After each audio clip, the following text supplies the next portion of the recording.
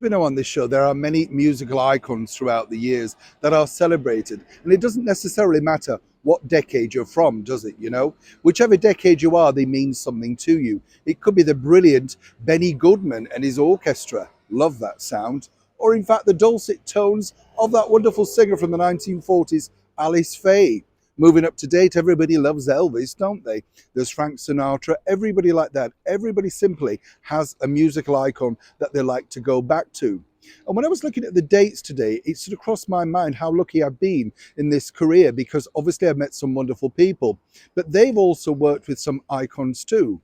Now, this particular gentleman, Des O'Connor, was a British comedian, singer, all round good egg, fantastic person, I must just point out, and was known basically for being ribbed by the comic duo Morecambe and Wise for many years on their TV shows. Way back when he was starting out at the very beginning of his career, he was lucky enough to be with this musical icon, which we sadly lost in this period all those years ago now.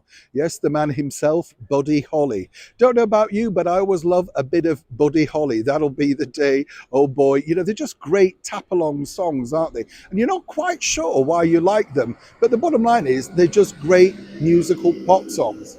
Des O'Connor was the host on Buddy's British tour when he came over here in 1958, and he appeared on the spectacular TV show Sunday Night at the London Palladium. Now, I might point out that, as Des told me, Buddy was appearing in some strange venues, in fact, because, as you can see from these posters, they weren't huge theatres, you know, the A-list theatres. They were things like cinemas, one in the Elephant and Castle, which is in South London, in Lambeth. So, you know, not necessarily, but apparently, according to Des, the bookers had put this particular show together because they wanted to cram in as many teenagers as possible.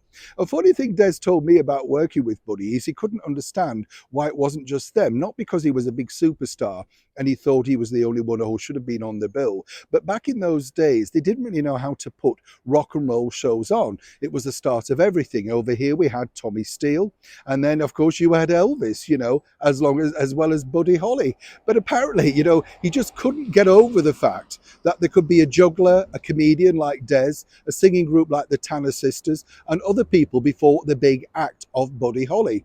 But as Des pointed out to me, it was a nightmare going on because he was paid £100 a week, but nobody wanted to see him or the rest of the acts. They simply wanted to see the brilliant Buddy Holly and the Crickets. They all knew that. Everybody knew that within the theatre. But of course, you had to do your registered 5 to 8 minutes. And according to Des, if you didn't do that, you know, if you didn't finish it, you didn't get paid. He said, and lots of people were just throwing things, booing him, all that sort of stuff.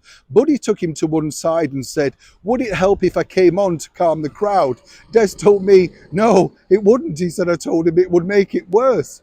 Buddy and Des became good friends on that tour, zip-zacking up and down the United Kingdom, and he told me this. He said that Buddy Holly was one of the kindest, sweetest men that he'd ever met. Didn't really understand his superstar status, but loved to play music. Des's surmise really was that Buddy himself would have probably gone on to be more of a behind-the-scenes super producer, probably writing hits for other people had his career progressed, and we hadn't lost him in that terrible accident all those years ago. But according to Des also, what he really liked, and he was fascinated by this, and I wanted to share this with you, he loved all of our sort of English traditions in the sense of like fish and chips, you know, and pie, chips and gravy, particularly up in the north. Des himself was from the south and said this was a delicacy to him, so he tried it, and both he and Buddy absolutely loved it. His memories were simply this. He said he was a lovely, kind man who really gave a lot of joy to so many people. He said back then, in the late 50s, we truly could not believe such a superstar was in our midst, literally on the stage in front of us, playing all of those great hits.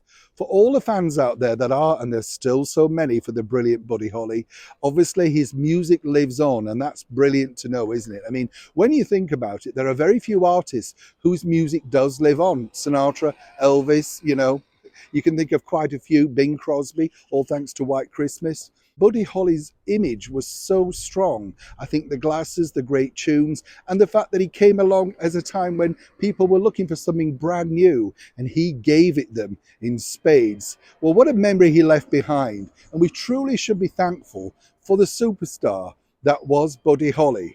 But as Des O'Connor told me at the very end, he loved Buddy, but he was quite glad when the theatre tour was finished, simply because he was fed up with everything being thrown at him and him having so many bruises at the end of the tour. Neil Sean in the very heart of London.